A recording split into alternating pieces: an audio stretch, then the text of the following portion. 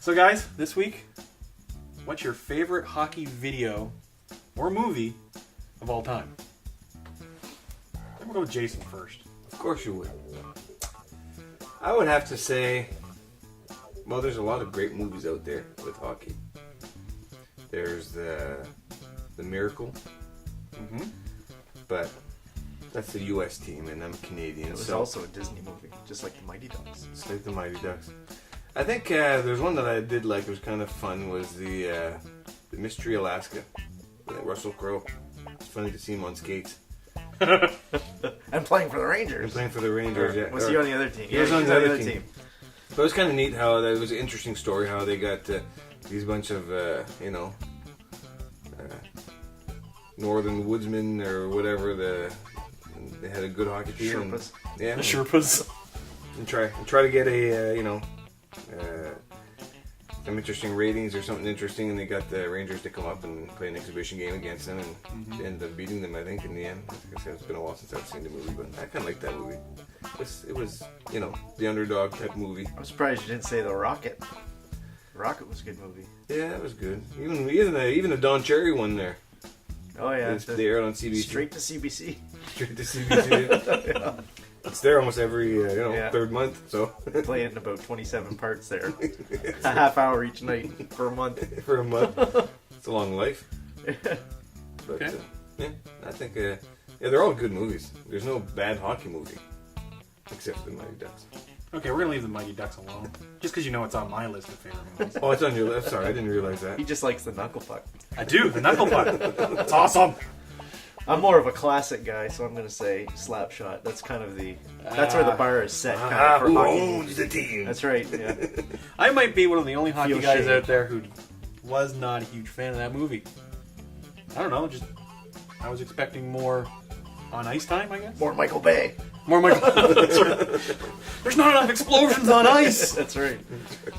I'm not expecting ice capades. Although I have to say, I'm not a fan of the other crap sequels? they put out afterwards. All right, other than the Mighty Ducks, what other favorite movies do you like? Movies? Or actually, but also tell us why the Mighty Ducks. Like, seriously.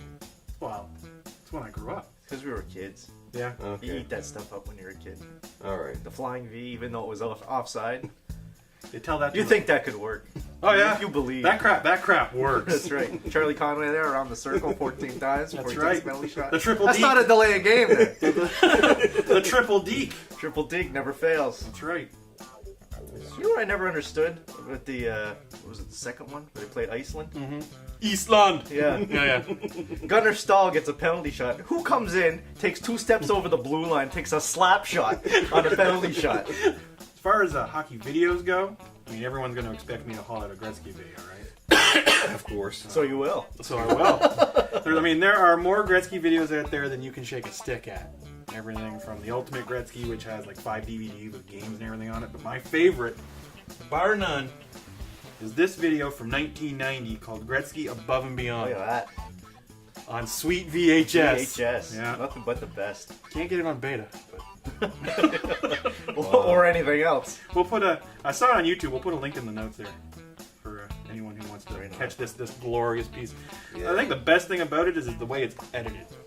What? There's actually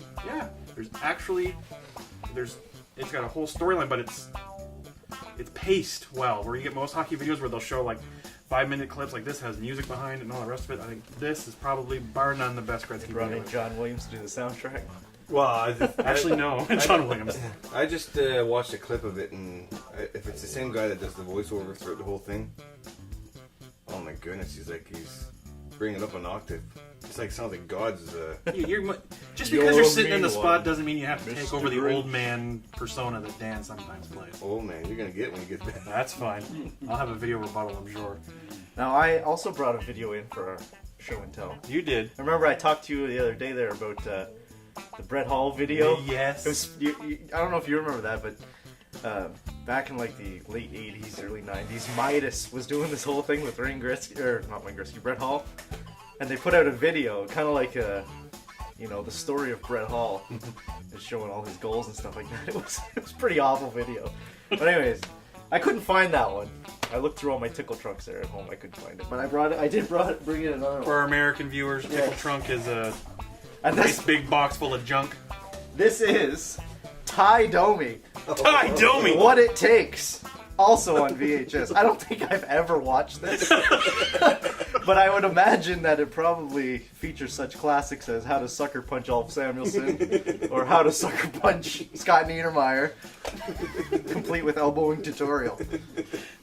But anyways, that's why I'm wearing my Jets here today, as a tribute to Tai Domi, because he did play for the Jets at one time, way back. Unfortunately, we don't have Dan to be sitting here, Yes, that's right. whooping it up for the Toronto. I'm sure aspect. he'd be explaining the legend of Tai Domi, and indeed what it does take. Concentration, not strength. Cake eater. Eastland!